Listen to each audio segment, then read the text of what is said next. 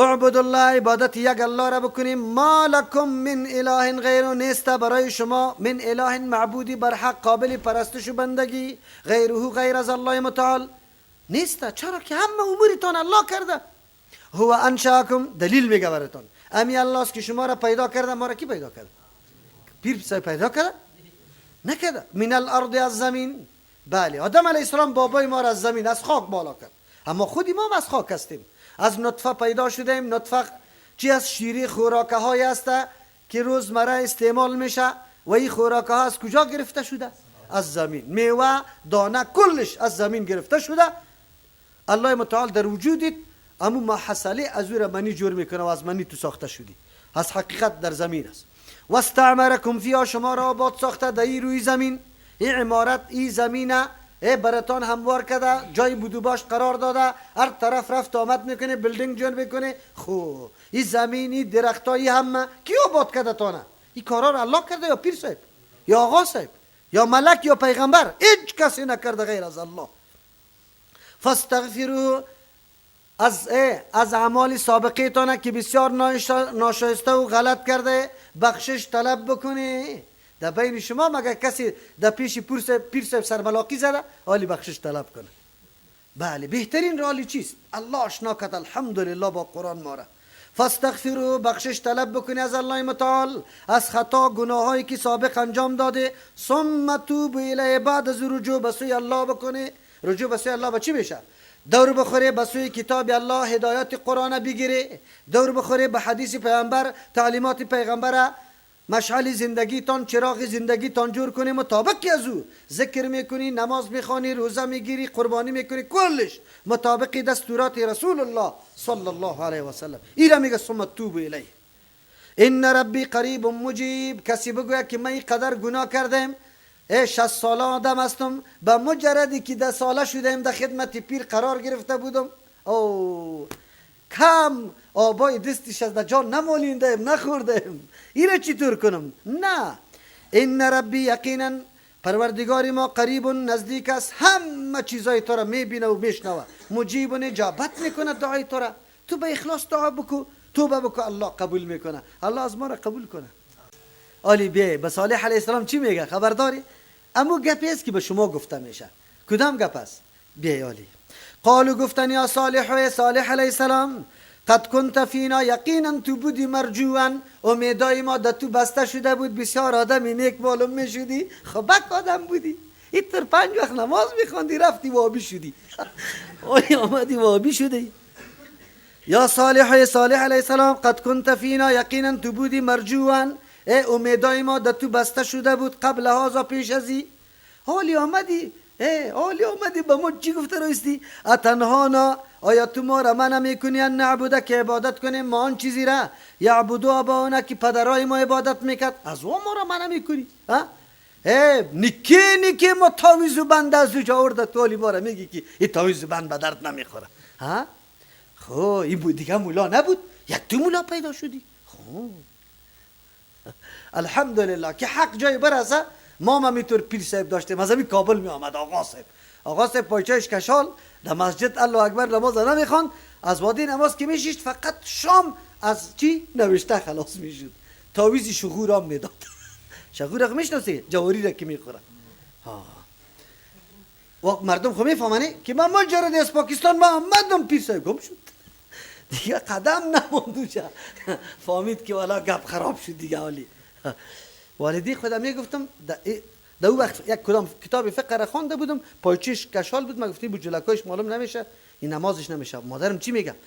بچی میگه پا نزنی، وی وی وی وی هلا احتیاط کن، دیگه پا نزنی که آقا صاحب است. آقا صاحب والی چی میکنه؟ در بدر است. چقدر مردم برات میگه بسیار نیک آدم، ما فقط یک تمدد تو داشتیم که یک آدمی خوب شوی، آخرش وابی بر آمدی. حالی ما را از او چیزایی منع میکنی که پدرای ما او کارا را میکرده. خب یا صالح علیه السلام قد کنتم فینا، یقینا تو بودی در بین ما، مرجوان امیدای ما در تو بسته شده بود قبل هازا پیش ازی، اتنهانا لی تو آمدی ما را منع میکنی ان نعبده که عبادت کنیم ما آن چیزی را یعبد آباؤنا که عبادت میکرد پدرای ما، و ایننا لفی شک مما، یقینا ما تردد هستیم از آن چیزی که تدعون ما را دعوت میدی الیه به او چیز، مریب خوب سخت در شک هستیم. وابی نباشی شکی ما ده نمیسته همی تو ما را وابی نسازی، والا همی تو بد وابی هستی. نمازی تا دیدم ای توری چطور بکدی؟ ای از کجا پیدا شد؟ تو که دستی تا ایجا میگیری نه نید دا کجا بگیره؟ تو ای کارا را میکنی.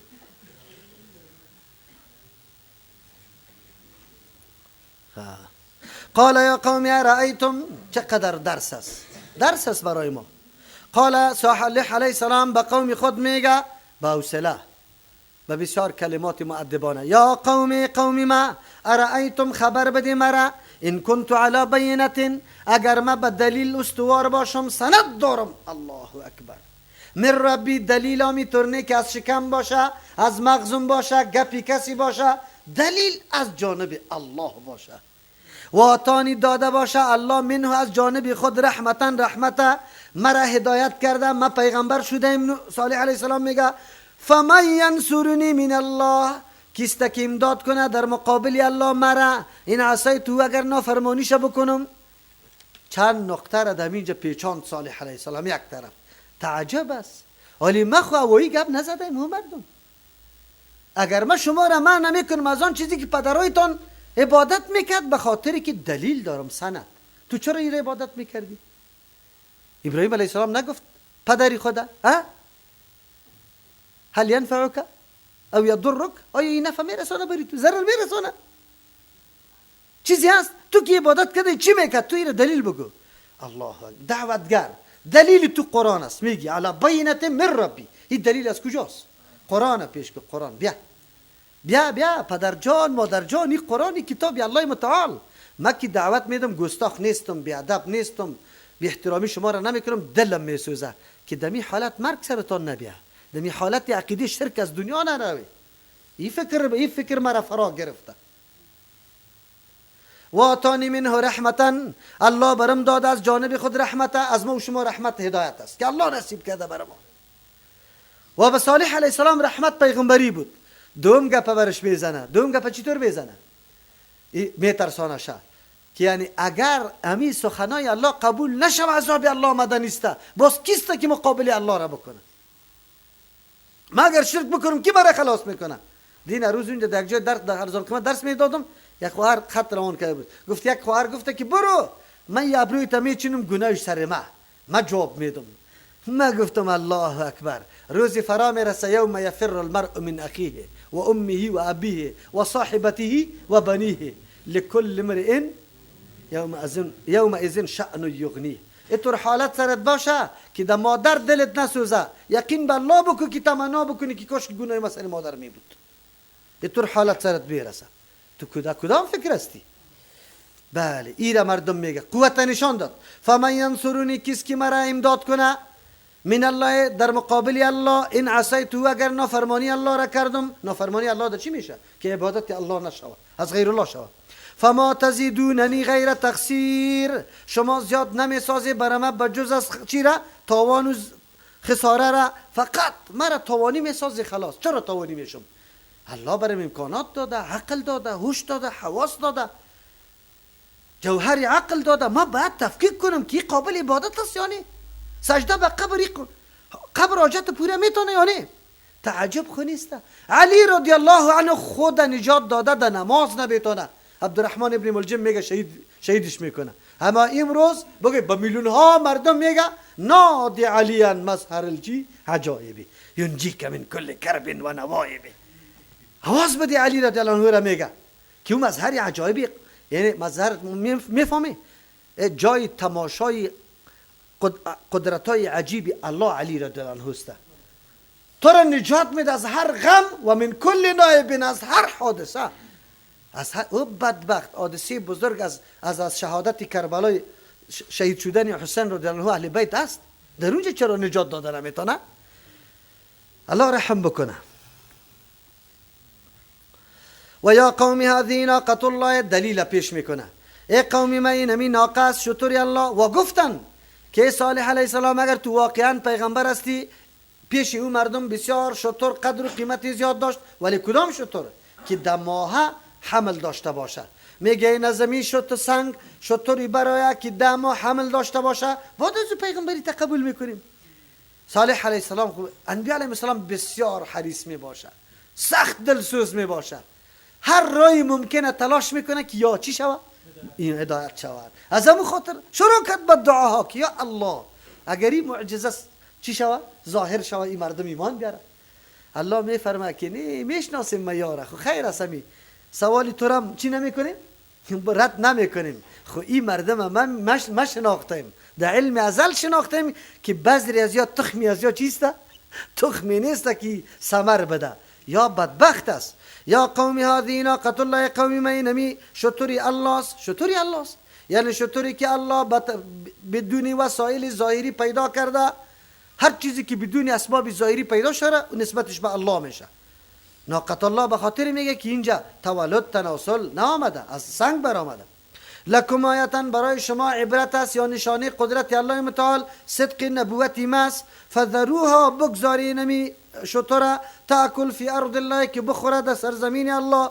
ولا تمسوها، نرسانی به شتر بسوین کدام تکلیف آزاره. فیأخذکم، میگیره شما را عذاب قریب، عذابی نزدیک، باز به عذاب مبتلا میشه. این شتر غرض نگیری. گپ در کجاست؟ او طرف مالدارا زیاد است، خصوصا یک زن است خیلی مال زیاد دارم. یک روز نوبت شتر صالح علیه السلام بود، از او خوریشان آبم کم بوده. امو جار حالی فعلا هم نشان میده در وقت داستان چی صالح علیه السلام در زیر کمر است، آب در زیر کمر است. و یک روز هم چی میکرد؟ مالای مردم چی میکرد. و همچنان اینقدر این شتر میچرید که علفا را از بین میبرد. امو زنونه اختار داد که کی را از بین میبره که مالای ما چی شود، بچره و ای از بین بره. 9 نفر تصمیم گرفتن به خاطر که قطعی و زن نکاح کنه و مالم وعده کرده بود. باز قدار ابن صالف گرفت چی کرد، دمی روی شتر کمین گرفت، در پایش زد افتاد، بعد از او از بین برد. چه قرآن امور میگه فذروها، بگذاری ناقه الله را تاکل فی ارض الله، که بخوره در سرزمین الله. ولا تمسوها، نرسانه بری ناقه به شتر بسوء تکلیف از آزاره. فیاخذکم، میگیره شما را عذاب قریب، عذاب نزدیک، زود میاد. باز به مجرد که را از بین ببری عذاب الله آمده است. فعقروها، زخمی کردن شه، بعد از زخمی کردن از بین بردن شه. فقال، گفت صالح علیه السلام تمتعوا، نفع بگیری فی دارکم، دمی داریتان، دمی جای بودو باشیتان، 3 ایام، 3 روز. ذالک وعد غیر مکذوب، این وعده دروغ پنداشته شدنی نیست که کسی بگوید که دروغ میشه. فلما جاء امرنا، هرگاه که آمد فیصله عذابی ما، نجینا، نجات دادیم صالح علیه السلام والذین آمنوا معه، کسایی که ایمان آورده بودند برای صالح علیه السلام، برحمت منا، برحمتی که از جانب ما بود، کمال ذاتی از ما نبود. و من خزی یومئذ، نجات دادیم یار از رسوایی امروز. ان ربک هو القوی العزیز، یقینا پروردگار تو قوی است، میتونه امیال انتقام، به مجردی که کسی گناه کنه انتقام بگیره. العزیز و زبردست است، هر فیصله را که بکنه کسی او را مانع شدن نمیتونه.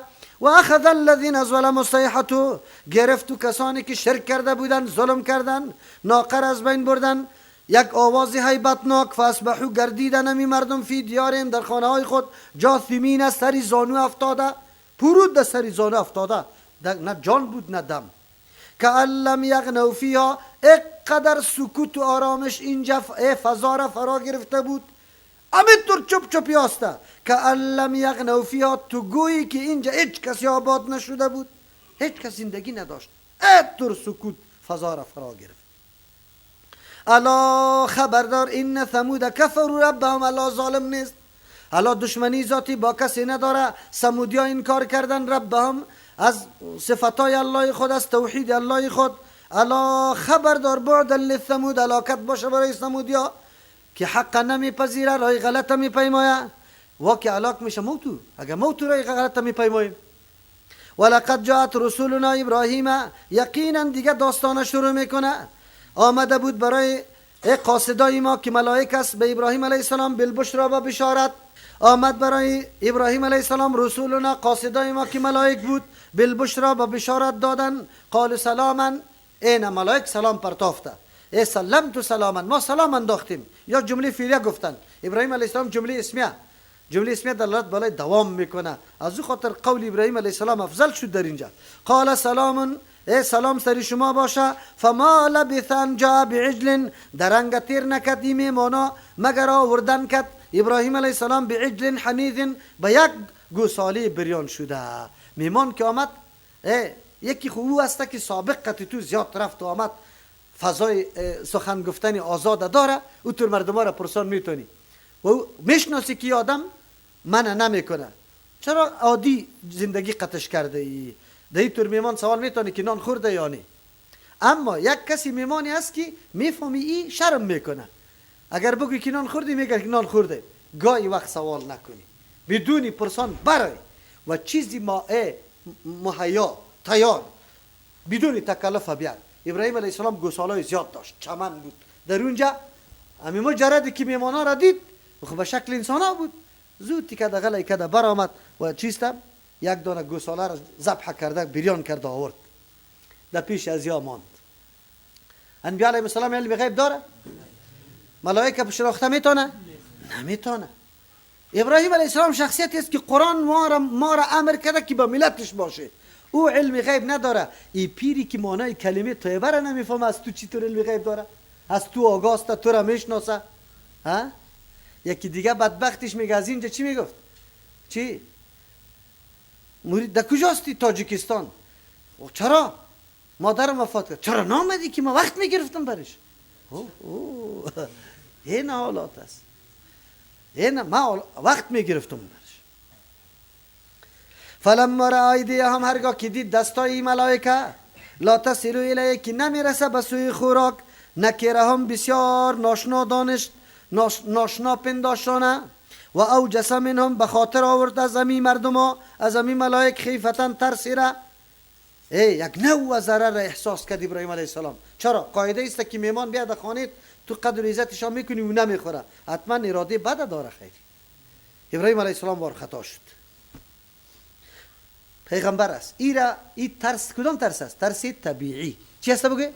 یکی ترس شرعی است غیر از الله تعالی انبیاء علیهم السلام از کسی دیگری نمیترس این ترس طبیعی است قالو گفتن لا تخف چهره ابراهیم علیه السلام دیدن که یک کمی پیک پریده گفت نترس ان ارسلنا الی قوم لوط ما روان کرده شدیم به قوم لوط برای هلاکت قوم لوط علیه السلام لوط برادرزاده ابراهیم علیه السلام است و امرأته قائمه زن ابراهیم علیه السلام سارا که دختر هاران است نام پدرش چی میکنه خو خیر قائمه استاده بود فضحکت خوشحال شد یا یک نوع خنده کرد که اوه بچه از کجا میشه فبشرنا باسحاق ما خوشخبری دادیم به اسحاق و من ورای اسحاق پس از اسحاق یعقوب به موجود شدن یعقوب علیه السلام این به نواسم بشارت داده شد حال اینجا چطور است که تقدیم خوشی بالای بشارت است او در جای دیگر باز بالعکس است خب در اونجا اینجا اصلا اینطور است که اینجا در عبارت تقدیم و تاخیر است اول ملائک بشارت داده برای زو بعد از او باز زن ابراهیم علیه السلام چی شده بگه اونجا هنوز فسکت وجهها پیشانی خدا به چی زده که وی بچه از ما در این سن و سال رسیدیم بچه از ما چطور میشه از او خاطر سوال هم میکنه چه قسم برای ما بچه باشه قالت یا ویلتا االدو گفتن ای تعجب است برای ما االدو ما اولاد میارم و انا عجوزون در حالی که ما پیرزن هستم و هذا بعلی شوهری ما شیخن یام کلان سال است از اردوی ما توقع اولاد نمیره بنابر عادت همیطور است که آدم در سن و سال برسه اولاد نمیشه این هذا لشیء عجیب بسیار تعجب آور است که چه قسم اولاد پیدا شود قالو گفتن ملائکه تعجبین من امر الله تعجب از امر الله میکنی فرمان الله است رحمت الله و برکاته علیکم رحمت الله و برکاته الله بالای شما اهل بیت است این دلیل است که زن از اهل می باشه و اونجا در سوره احزاب که چیست و یطهرکم اهل البیت ازواج مطهرات است دشمنای دین کوشش میکنه که ازواج مطهرات از اهل بیت چی کنه بکشه امود دشمنای واقعی دین چوچای یهود وای کارا را تلاش میکنه. نه، اینی را اهل بیت میگه. خب ملائک چرا اینطور میگه؟ یعنی زن ابراهیم علیه السلام تو خو برکت ها و رحمت های الله را در خاندان نبوت مشاهده کرده ای؟ کسی که نشانه های قدرت الله را بارها آزموده باشه از این طور گپ تعجب نمیکنه. تو باید تعجب نکنی، به الله آسان است. انه حمید مجید، یقینا الله متعال ستوده شده، مجید صاحب بزرگی است، یعنی او بزرگ ذات است، میتونه ستوده شده پس بریتان اولاد میده دمی حالت. او مجید است، بزرگ است، رقمش تو پشتش سوال نکرد. الله متعال قدرت عظیم داره. فلما ذهب عن ابراهیم روع، هرگاه که از ابراهیم علیه السلام ترس رفت، و جاءته البشرى، آمد برش بشارت و خوش خبریا، بشارت ولد آمد، هلاکت ظالما قوم لوط علیه السلام آمد. اما انبیا علیهم السلام بسیار چی می باشه؟ دلسوز. یجادلونا فی قوم لوط، الله میگه مباحثه میکرد امروی ما. الله متعال میگه در مورد قوم لوط، ابراهیم علیه السلام میگفت که یا الله عذاب زود نبیار. چرا؟ شده میتونه در بین از یا کسی مسلمان پیدا شود. الله چی میگه؟ ان ابراهیم لحلیم اواه منیب، یقینا ابراهیم علیه السلام لحلیم خوب بردبار بود، بسیار حوصله مند بود. با وصفی که تکلیفای برادرزادی خودم دیده، از خودم دیده. اواهن بسیار رحم دل بود، یک مانا. اواهن بسیار دردمند بود، درد خیلی زیاد در دل داشت. دیگه منیبون بسیار اطاعت میکرد به سوی الله متعال، یعنی حق از حق زیاد اطاعت میکرد. سبحان ربک رب العزة عما یصفون و سلام علی المرسلین والحمد لله رب العالمین.